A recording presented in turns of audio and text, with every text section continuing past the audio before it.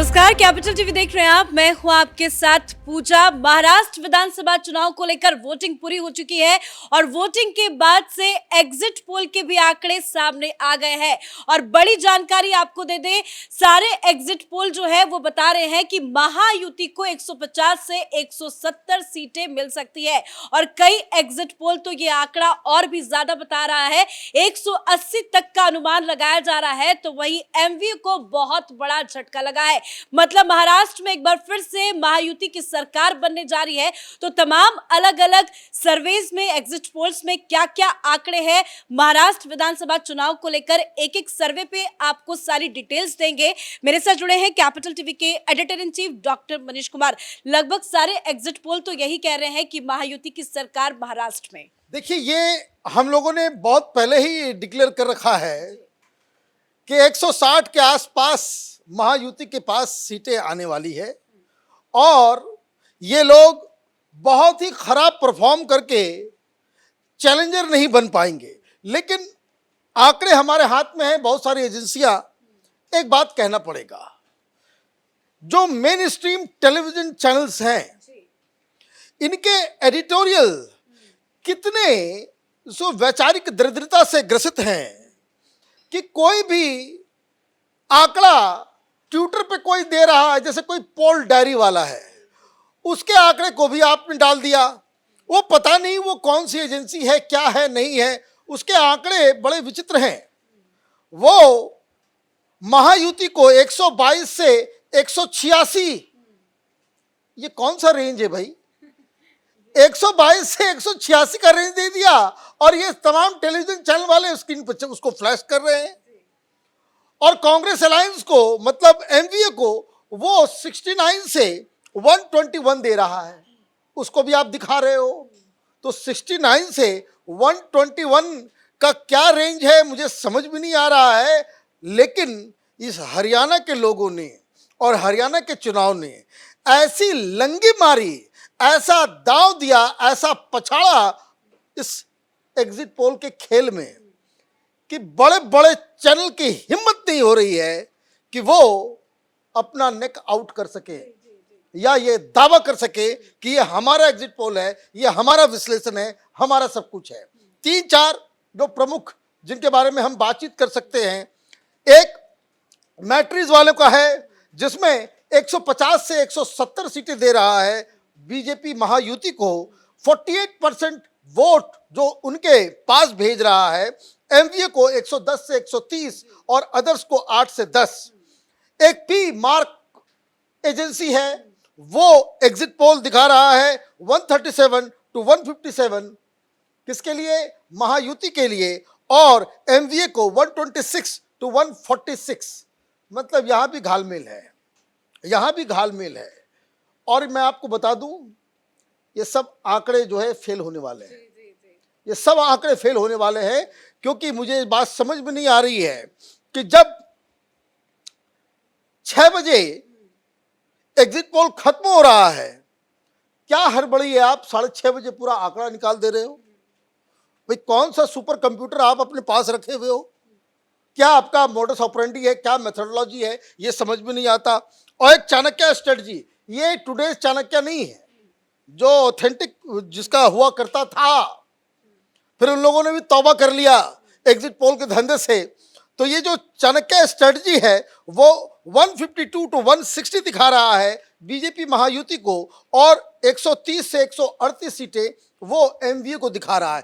कहने का मतलब कि अभी जो एग्जिट पोल टेलीविजन चैनलों के ऊपर दिखाया जा रहा है, इसमें दो चीजें हो रही है। एक, दबी जुबान से, मैट्रिक्स को अगर छोड़ दें तो दबी जुबान से ये लोग कह रहे हैं कि महायुति जीत सकती है, महायुति जीत सकती है, बीजेपी जीत सकती है।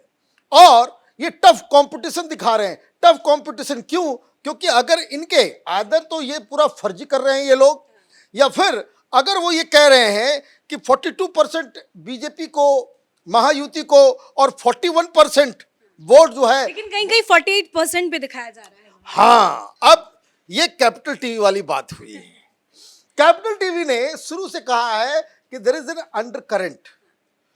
कई सारी योजनाओं, महिलाओं के लिए जो योजनाएं दी गई है, और एक चीज जो हरियाणा में भी इन लोगों ने मिस किया, जो हम लोग लगातार इस बात को कहते रहे कि आप नारेबाजी से, मीडिया से, स्टिंग ऑपरेशन से, भाषण से आप चुनाव नहीं जीतते।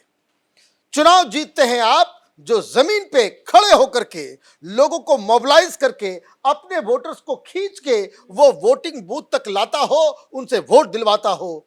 आप ये समझिए 60,000 के आसपास राष्ट्रीय स्वयंसेवक संघ ने महाराष्ट्र के अंदर कार्यक्रम किए हैं। ये हवा में नहीं जाएगा। ये आंकड़ा ऐसा चौंकाने वाला होगा कि जिस तरीके से हरियाणा में हैंड्स डाउन जीती, जबकि सब कुछ इनके खिलाफ था, यहां तो शुरू से ही आप एक एज पे थे और उसके बाद आपने वो जो तड़का लगाया, बटेंगे तो कटेंगे, मुझे लग रहा है 170 का आंकड़ा बड़ी आसानी से महायुति पास करेगी। बिल्कुल, नतीजे तो 23 तारीख को आएंगे, लेकिन अगर पोल ऑफ पोल समझे, यानी कि तमाम जो अलग अलग एजेंसीज ने एग्जिट पोल के आंकड़े जारी किए हैं, ओवरऑल समझा जाए तो महायुति की सरकार महाराष्ट्र में बनती नजर आ रही है। सर, जो डिफरेंस दिखाया जा रहा है महायुति और महाविकास अघाड़ी में, क्या ये नतीजों में और ज्यादा बदलेगा? देखिए, डिफरेंस अभी जो डिफरेंस दिखाए जा रहे हैं वो महाराष्ट्र पर एग्जिट पोल वाले, सर्वे वाले लोग जो है उसके डर को दिखा रहा है। जिस तरीके से अभी एग्जिट पोल के ऊपर सवाल उठ रहे हैं, ये लोग डरे हुए रहते हैं, लेकिन अभी जो महाराष्ट्र के अंदर स्थिति है उसमें उद्धव ठाकरे किस जगह पर खड़े हैं। अभी तो ये ओवरऑल दिखाया जा रहा है कि महायुति को 170 सीटों से ज्यादा मिल सकती है। 50 से 70 इतना बड़ा गैप तो एग्जिट पोल में होना भी नहीं चाहिए। आप 20-20, 25-25 सीटों का गैप कर रहे हो, 10 सीटें काफी है गैप देने के लिए, लेकिन फिर भी ये डरे हुए हैं, इसलिए 170 तक किसी तरह से खांच के महायुति को पहुंचा रहे हैं। लेकिन उसमें भी उद्धव ठाकरे के लिए कहा जा रहा है कि 20 से 30 के बीच, 21 हो गया, 25 हो गया, 22 हो गई, उतनी सीटों तक उद्धव ठाकरे की पार्टी सिमट जाएगी। मतलब उद्धव ठाकरे पिछली बार जो 56 सीटें जीत कर आए थे, इस बार 21 सीटों पर निपट जाएंगे, 25 सीटों पर निपट जाएंगे, तो उस पार्टी का होगा क्या? अभी से ही उद्धव ठाकरे की पार्टी, जब वोटिंग हो रही थी उससे पहले ही उद्धव ठाकरे की पार्टी में मीटिंग चल रही थी कि जिस तरीके से मुंबई के अंदर जो लोग जा रहे हैं और शिवसेना यूबीटी के लोग उनसे बात कर रहे हैं, वो साफ दिख रहा है कि आप अब मौलाना गैंग के गोद में बैठे हो, इसलिए हिंदू आपको वोट नहीं करेगा। हालांकि कुछ परसेंट है, कुछ लोग हैं जो अभी भी ठाकरे परिवार के कारण, बाला साहब ठाकरे के कारण इस सिंपैथी में उद्धव ठाकरे के साथ खड़े रहते हैं कि हो सकता है उद्धव ठाकरे फिर से यू टर्न ले, इनकी बुद्धि फिर से सुधर जाए। इसलिए उद्धव ठाकरे के लिए परेशानी अब हो गई है कि वो अपने 9 सांसदों को कैसे बचाएंगे। अभी आगे वक्फ बोर्ड संशोधन बिल आएगा और उसमें इनके सांसद पहले से ही ये समझ रहे हैं कि उद्धव ठाकरे की पहली परीक्षा थी ये। लोकसभा चुनाव में उद्धव ठाकरे की परीक्षा नहीं थी, लोकसभा चुनाव में इस बात की परीक्षा थी कि महाराष्ट्र के अंदर भारतीय जनता पार्टी ने जो 2 पार्टियों के साथ गठबंधन किया, उसमें अजीत पवार की पार्टी इनके साथ आने के बाद कैसी स्थिति में रहती है। और वहां जो भारतीय जनता पार्टी ने, जो कुछ नेताओं ने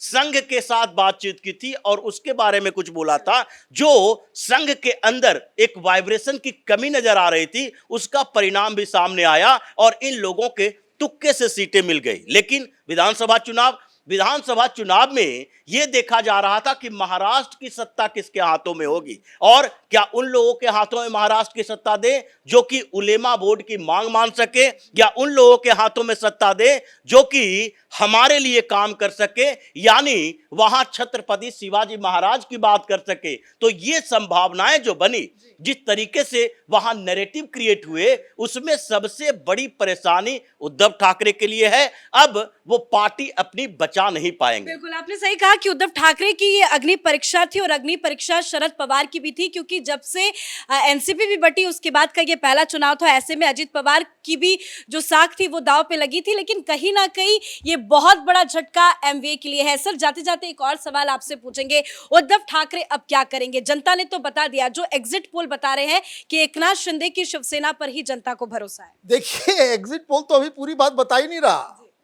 रियल रिजल्ट जब 23 को आएगा तो पूरा मैसेजिंग जो है वो क्लियर होगा।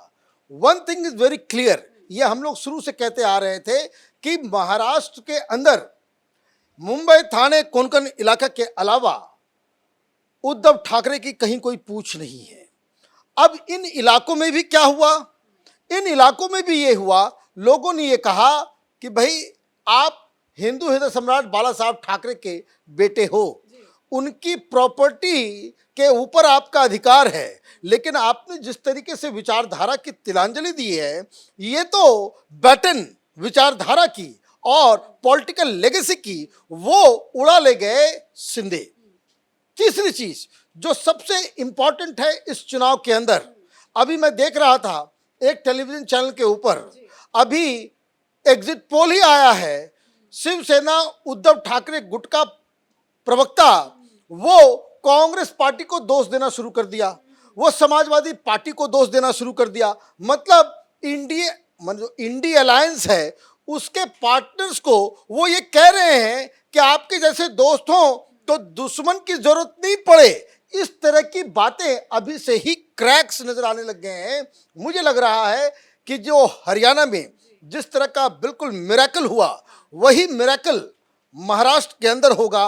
एक चीज बड़ा ही सर्टेन है कि सारे एनालिस्ट, सारे एग्जिट पोल, सारे रिपोर्टर और जिन लोगों ने ग्राउंड में जाकर के काम किया, एक बात आप गिड्ढा बांध करके उसको समझ लीजिए कि लोग पिछले बार से ज्यादा निकले, ज्यादा वोट दिए, और ये वोट बदलाव के लिए नहीं था, ये बदलाव के लिए नहीं था, ये वोट कंटिन्यूटी के लिए था। धन्यवाद सर आप दोनों का हमारे साथ जुड़ने के लिए और तमाम अपडेट देने के लिए। तो सभी की निगाहें जरूर एग्जिट पोल पर टिकी थी, क्योंकि जो हरियाणा का एग्जिट पोल सामने आया था, जम्मू कश्मीर का एग्जिट पोल जो सामने आया था, उसको लेकर कई तरह के सवाल खड़े हुए थे और इस बार भी सभी की नजर इसको लेकर ही थी कि एग्जिट पोल इस बार क्या आंकड़े दिखाता है। और जो तमाम सर्वेज आ रहे हैं, तमाम अलग अलग चैनलों में एग्जिट पोल के आंकड़े आ रहे हैं, उसके अनुसार महाराष्ट्र में एक बार फिर से महायुति की सरकार बनने जा रही है।